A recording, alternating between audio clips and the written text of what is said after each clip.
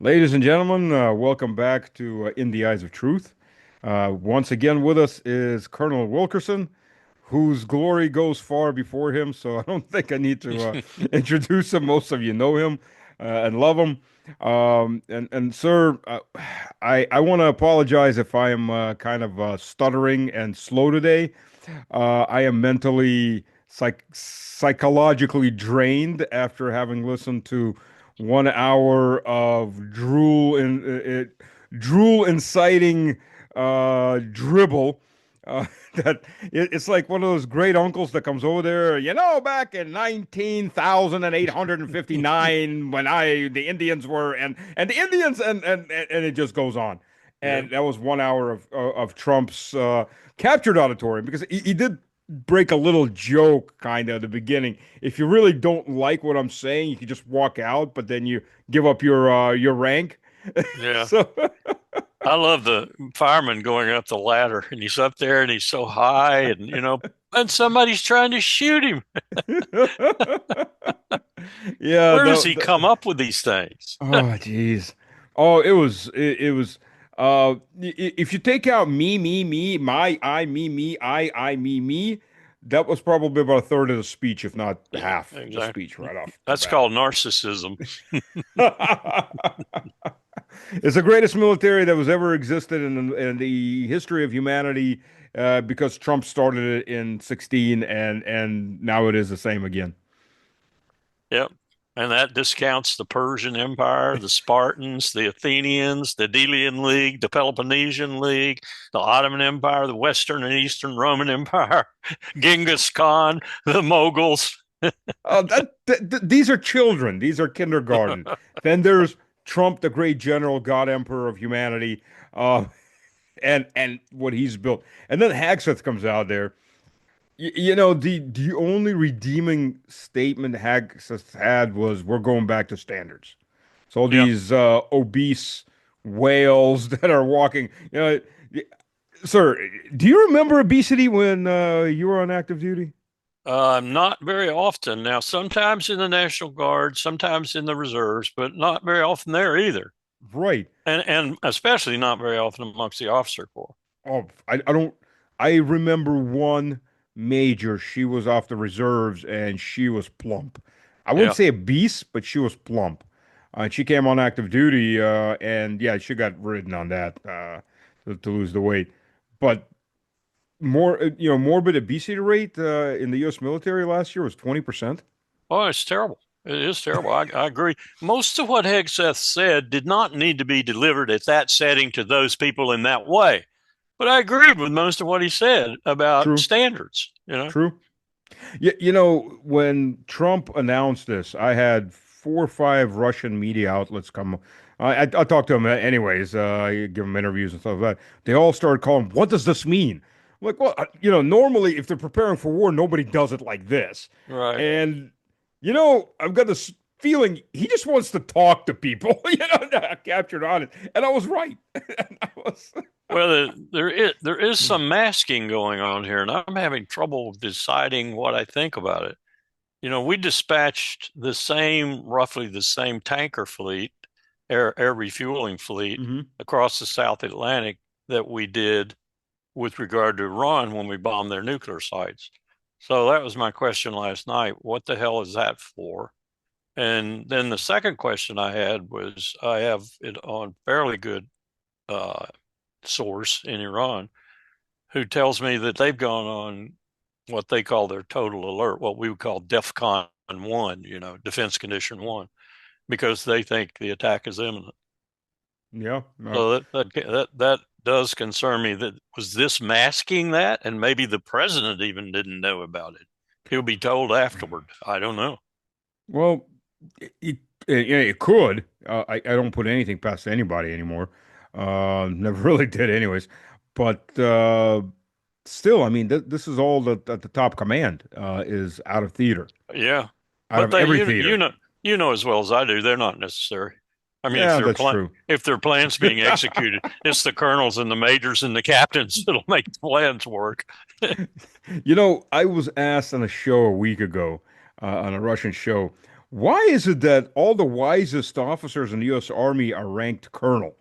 And my answer is because they're never going to make general because they don't kiss ass.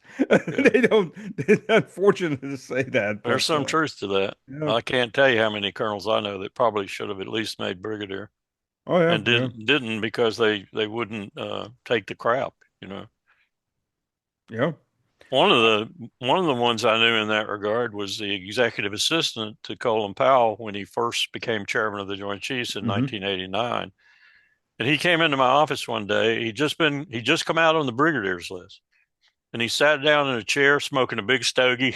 And we could smoke at the Pentagon at that time. And he said, Larry, I'm a tanker. You know that. I said, yeah, Tom, I know you're a tanker. There's not going to be any armored warfare anymore. Not going to be any. We were just building up to the first Iraq war. He said, this is going to be it, and I'm going to miss it. This is going to be the last one, the desert, all that clear shooting opportunity and everything, going to be the last one. I'm getting out. And he did. He got out 2 weeks later. Didn't accept the promotion to brigadier. Yeah, if I'd stayed in, I definitely would have never made general's rank because I just don't kiss arse. I was never Yeah, good at it. It hurt me in when I worked for Halliburton too because I just wouldn't I wouldn't do it. I can So imagine. I You got will re you will appreciate this story then. I got invited out to the Halliburton University. oh, Now, what it okay. is, it's a small college in Missouri, Hmm. a good college for engineering, but Hmm. Halliburton is their biggest donor and their biggest supporter. And they are featured everywhere on campus in advertisements and things like that. But I got out there because a young student invited me to come talk to them about the lethality and danger of drone warfare because it was just developing at that time and we were killing people with them. Uh-huh. Predator and then Reaper had just come on board. Um, and I'm sitting there giving this talk, and the students are all, all ears and everything. And I'm looking at all these Halliburton things around the room. So afterwards, I said, "Is it true that you guys are really the spawn of Halliburton?" Oh yeah, oh yeah, but we don't like them. I can honestly say one of the most corrupt companies I've ever worked for. And as a senior director, I was one step below vice president for region Eurasia. And the things I've seen there was just, you know, it, it I was part of the wave of senior management brought in to get everything back on its feet. Because, you can only steal so long before everything collapses. And then you got to bring in people to get everything back on its feet. But the problem, the people that you bring in to get everything back on its feet, they tend to be on the honest side, and then they tend to block the the resumption of activities. And then you got to get rid of all of them because oh, they're in the way. Were you there when Cheney came in and took over? No, I got there right because I came out of the military in 2004. I was in the Guard the last year and a year and a Okay, half. But okay, I came into Halliburton. I was doing a senior project for my MBA with Halliburton in 2005, and I came into Halliburton in 2006 the first time, and then I came back into Halliburton in 2012 as okay. Yeah, Cheney was there right before he was vice president, so it would have been 2001 when he left, or oh, 2000. they hated Cheney. Cheney took away their Easter holiday. Made it Oh, an really? optional non-paid holiday. Yeah, yeah. People That's Cheney. they were sore about it. They were really pissed off about him. So I got to hear a lot about it when I came in. Like, God, that But I goddamn mean, he thing. set him up for a $44 billion piece of change for Afghanistan and Iraq. Oh yeah, yeah, That's what they made absolutely. off both theaters. Oh $44 yeah, billion yeah. dollars. Kellogg Brown and Root, which was owned at that point by Halliburton, Yeah. they were charging the U.S. military. KBR. Yeah, KBR was charging the U.S. military something like $80 a liter of water.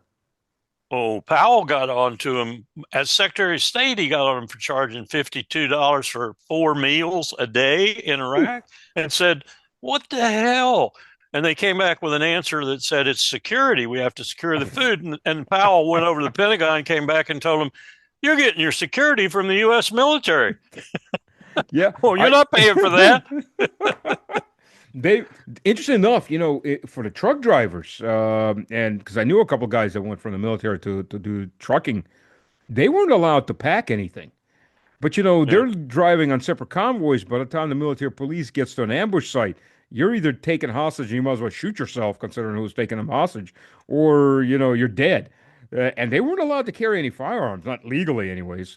A lot of Well, them did, but and a bullet for themselves if anything went south. But yeah, so they drove out there in with the Indian country.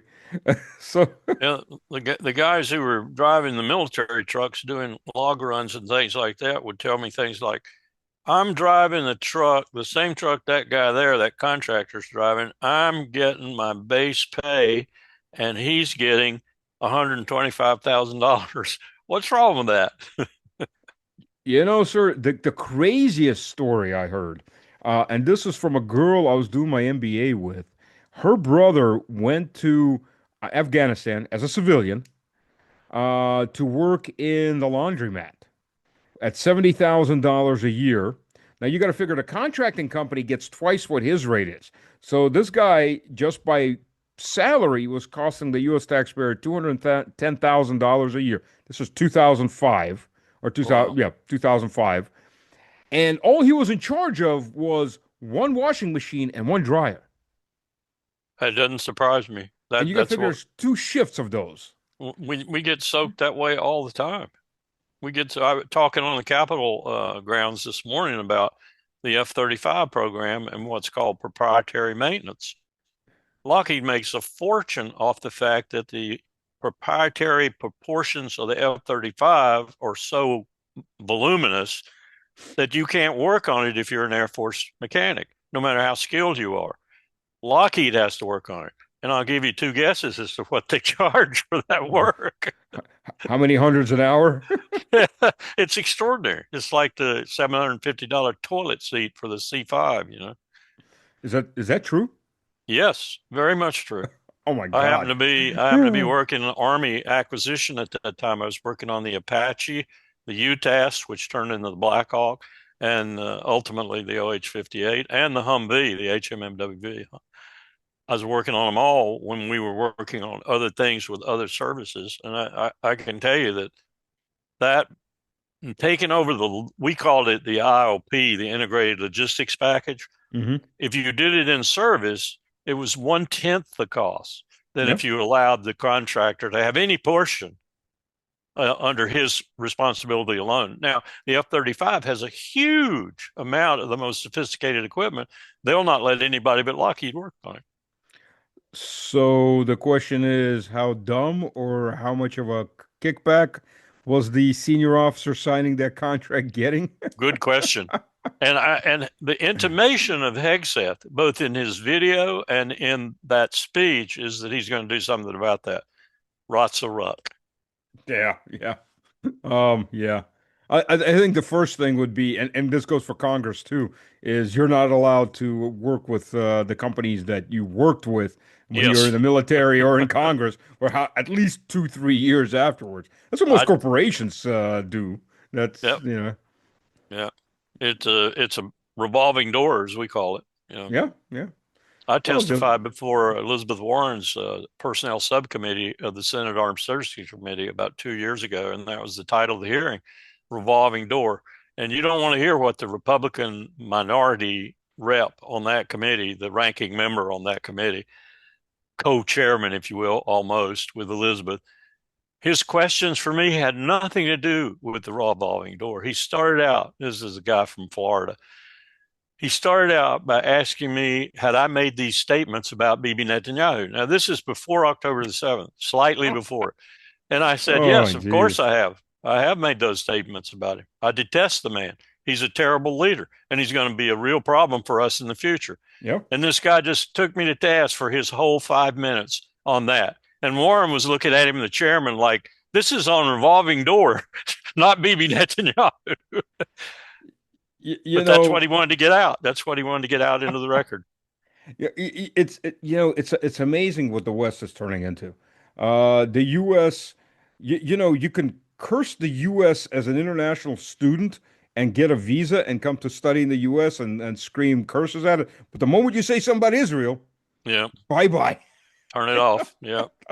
Yeah. Or you look at England, which is just a police state with a gigantic political prisoner system.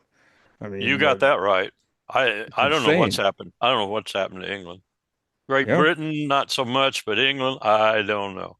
I still find some of the Scots Parliament making sober statements.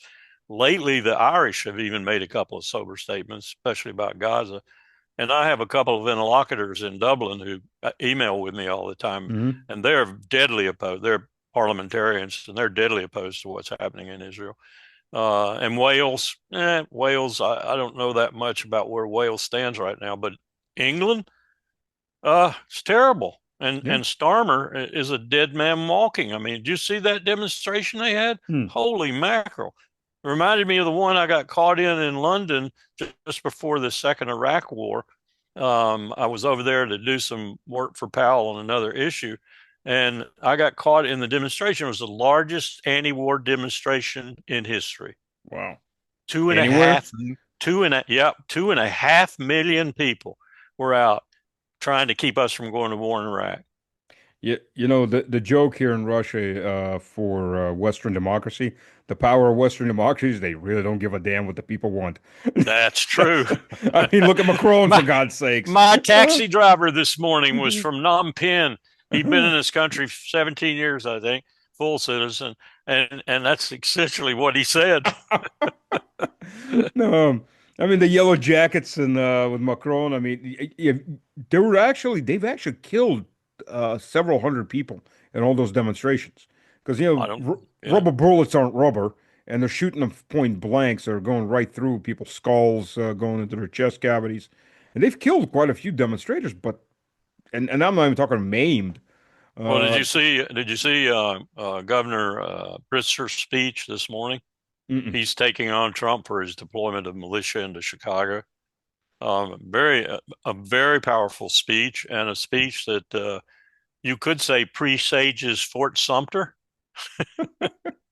Well, I've got there was a good meme from U.S. president sending troops into a northern city, and then a southern. You don't say. Yeah, Yeah. I think he's gonna get himself in trouble in Portland, Oregon too.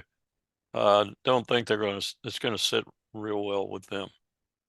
We'll see. This is prep. This is prepping the ground. This is testing the ground. This is looking at how the reaction is going to be for the future. I keep saying to my friends who say that the system held on January the 6th, 2020, I guess it was, and I say, no, no, no, you're wrong. The system did not hold. The coup plotters were incompetent. They will not be incompetent the second time around. Though I'm kind of looking at this a slightly different way. I think the people behind both parties are the same people. It's just a matter of, True, except you have some people with Trump, like Peter Thiel behind J.D. Vance, who will be the person I think who actually leads this. I think Trump is fading physically, oh and yeah, yeah. I think he's not going to make the 4 years. So Vance is going to come in, Peter Thiel behind him, and a number of other people who feel the same way as Peter. I call it the South African view, the white South African view. They love fascism, they love Mhm. autocracy. And I think we're going to have a real problem because that's going to be the team we have to confront. Well, after Biden, though, Trump can do the same thing as Biden. In that case, you've already Biden proven was that. just demented. Yeah, yeah. All Trump can go the same way. We've already proven that still works. If you watch that UN, Unfortunately. yeah, if you watch that UN speech that went 56 minutes, I'm told. I didn't watch the Oh whole yeah, thing, yeah. but I watched enough of it to get sick. And you watch the one he gave for this meeting, you have to wonder about the man's capacity to keep his thoughts together. Hmm. Well, j just compare the way his speech patterns were in 16 or even in 20 compared to And today. now, yep. He's talking like a 10-year-old. And I think my son talks better. It's like a piece of speech better together than what Trump is doing these days.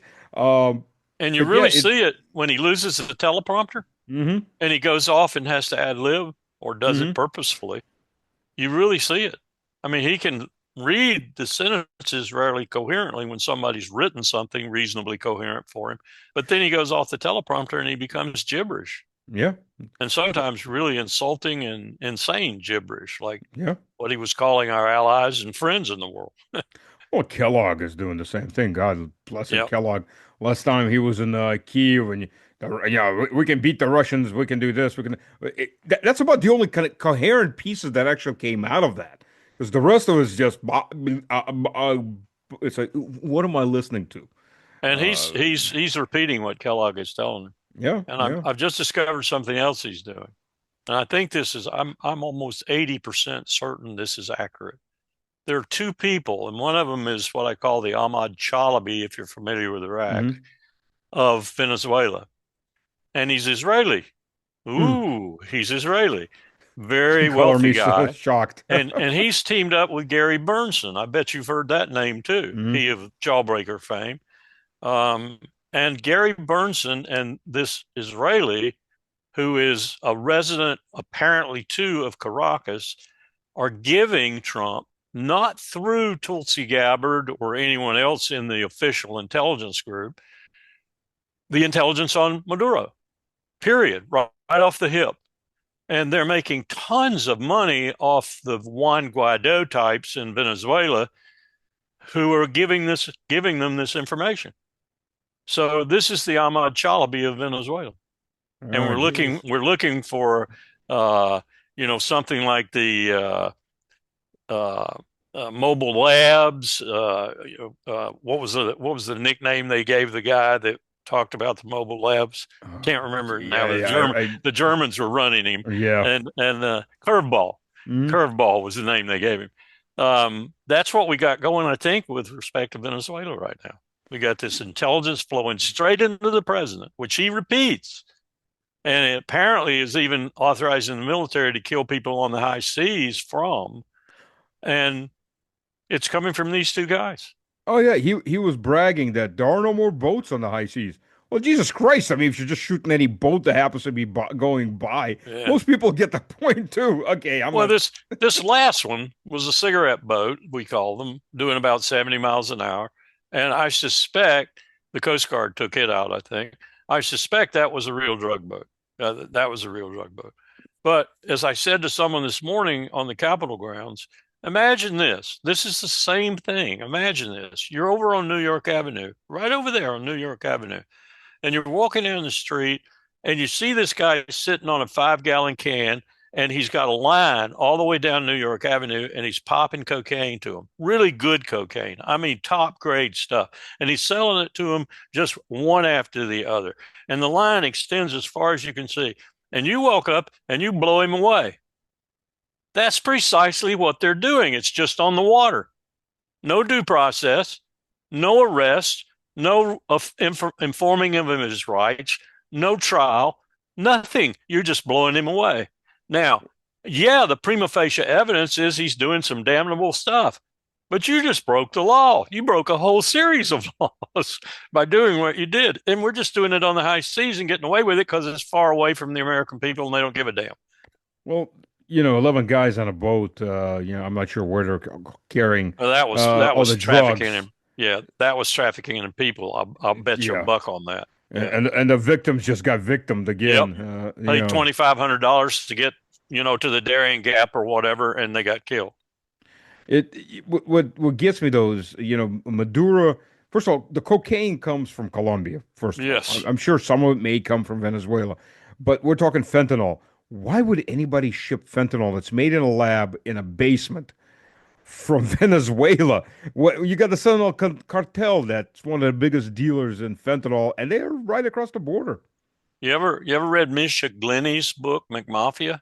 No, no. There's one chapter in there where he talks about how the future is going to be essentially Indians who are producing chemists out the yin yang coming to the new world, as it were, but doing it there too. And in a hotel room laboratory set up in 24 hours, making the most sophisticated drugs on the face of the earth that they can then sell, and they have no real costs other than the chemicals to make the drugs. Yeah, yeah, And that's the future, he said. Well, the future's here. yeah. It is. Well, number one, supply can create a certain amount of demand, but Yep. demand creates the majority of supply. Yeah, Yeah. you want With to st drugs, yeah. you're certainly right. I mean, look, the Taliban came back into power. The poppy fields went away. I mean, Russia was asking NATO to stop protecting the poppy fields back when the Yep. U.S. was in Afghanistan, and Yep. they were told, "Oh no, we can't because we'll piss off the locals." Well, we had a huge battle over that in the State Department because we had the military telling us that this half of the military and state in this portion of Afghanistan wanted to go after the fields and burn them. And then we had the people in the other half of the state of Afghanistan and all of their people, including the British, saying, no, we can't do that because we'll alienate them. And lose money.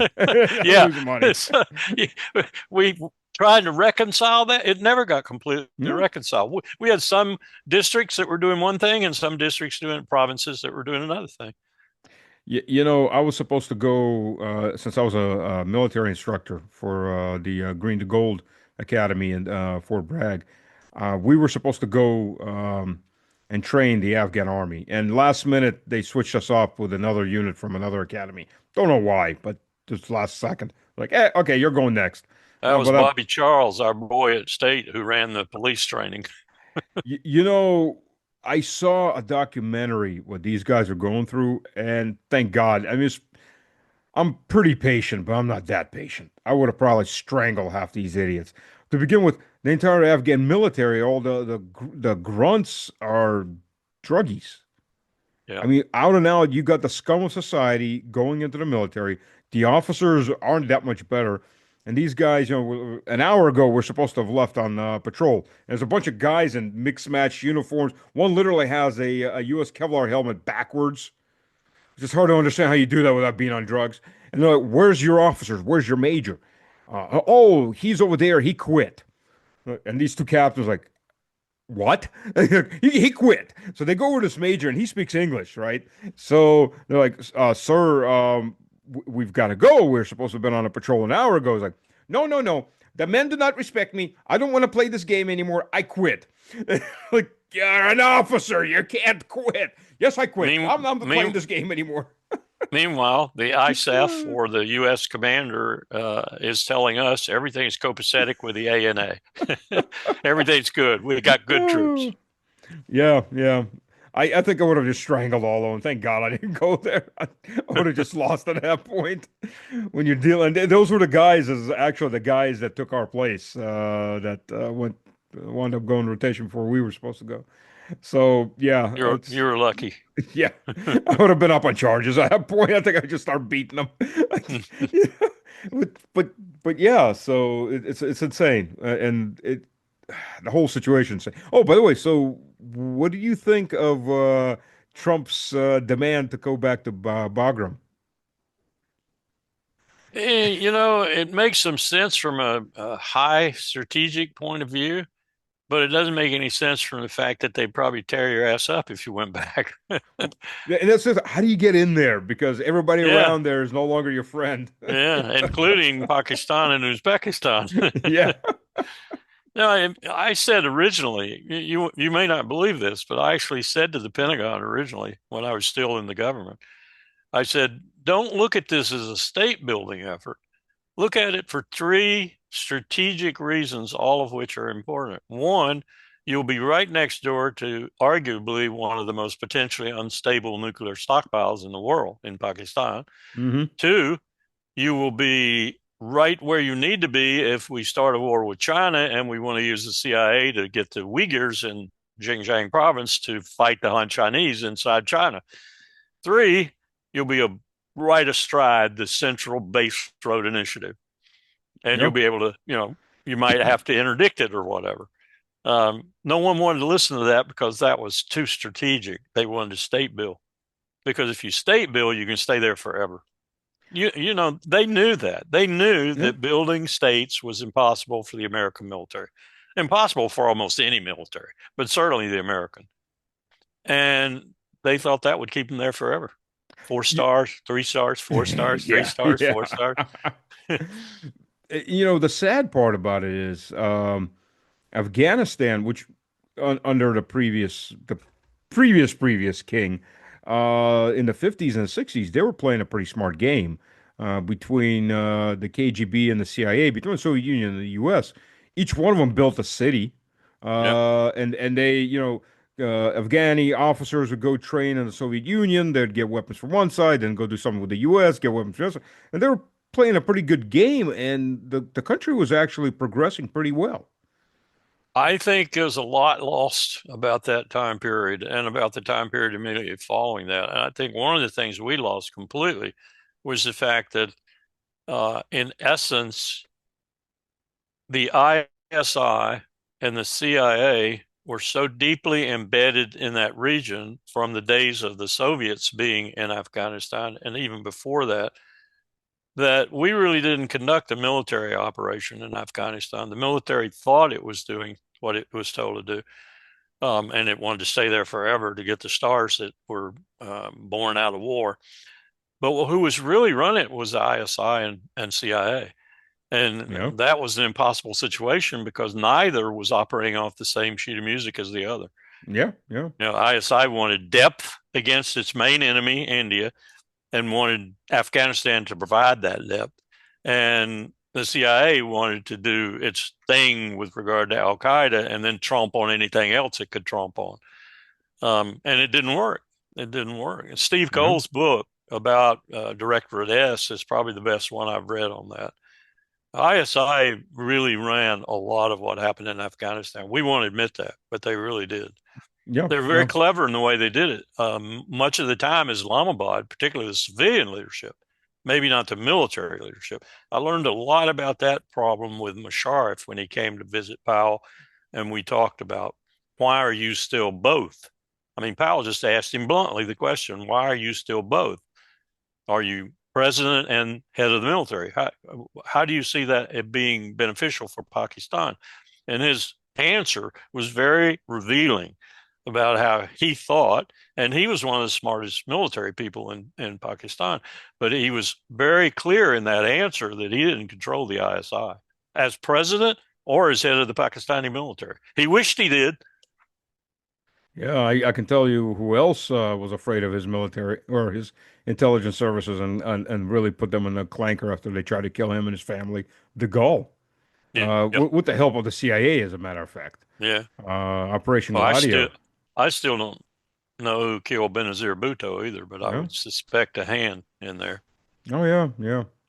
Oh, maybe the Israelis. I had just been with her about 3 weeks before she was killed. Mm. She had visited a group in Washington that I happened to be on sort of an advisory team to, and we met with her and Admiral Bastiani, I think, who was the one of the European commanders at that time. Anyway, it was a pretty august group of military and civilian leaders for both sides, Pakistan and the U.S., and she was the principal there, the president. And I was very impressed with her. That's the first time I'd met her. I'd followed her career and everything, but I was very impressed with what she said there. Probably half of it was propaganda, but for us, but she's a very well Yeah. spoken woman, and she seemed like she was on her brief, and she seemed like she really wanted to do something positive for Pakistan, and she seemed to appreciate the danger she was in. And then, a couple of weeks later, bang. Yeah.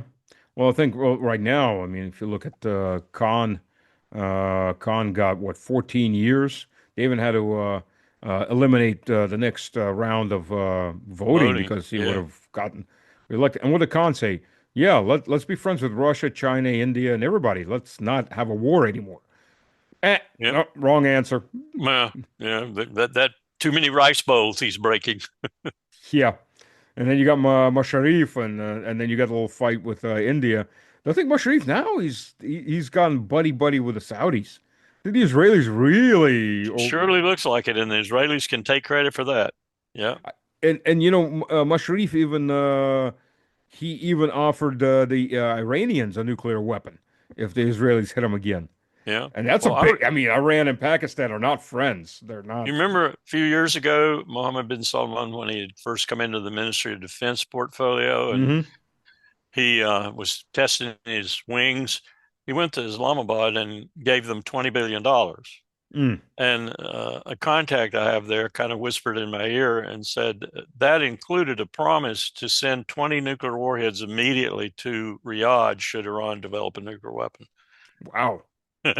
So Wow. I wouldn't be surprised at all if that were the case. So the Pakistanis are going to be just giving both of them, here's 20 for you and 20 for Yeah. you. Well, that was a different set of circumstances, of Yeah, course, then. yeah, And MBS was sort of testing his water as Minister of Defense and prospective new ruler, yeah. and doing a lot of crazy things, like cutting up Khashoggi. Yeah. Uh, the Saudis are the Game of Thrones right there. You know, all the princes. That's a good analogy. You can just draw. You can write a couple novels just off of that. Remember, what was it, the Red Dinner, where Yes, all those yes. people were assassinated? I wouldn't put anything past in those areas. You The- know, they Nor get I. pretty vicious. Historically, they get pretty vicious when They one son comes and he gets rid of all his brothers real quick. they killed 221, I think, this past year. A little bit up from the annual hacking the heads off. They usually do it with swords. Yeah, I've seen that. I've And seen a video of that. most of them, I'm told, were killed because they were beginning to protest the situation in Gaza. Yeah. Well, sir, we are almost out of time. We're under a minute. It never tells you exactly how far under a minute. It gives you a countdown to a minute, and then just says under a minute. Um, Well, it's been thank a you. pleasure. It's it's always a pleasure. Everybody, thank you for joining. If you have any questions, comment. I'll make sure Colonel Wilkerson sees it. Um, sir, thank you. Always a pleasure. Thank you for giving me the chance. Take care. You too. Thank you. May you inherit a longer Zoom session. Yes, I need to. I definitely need to. Take care. Cheers.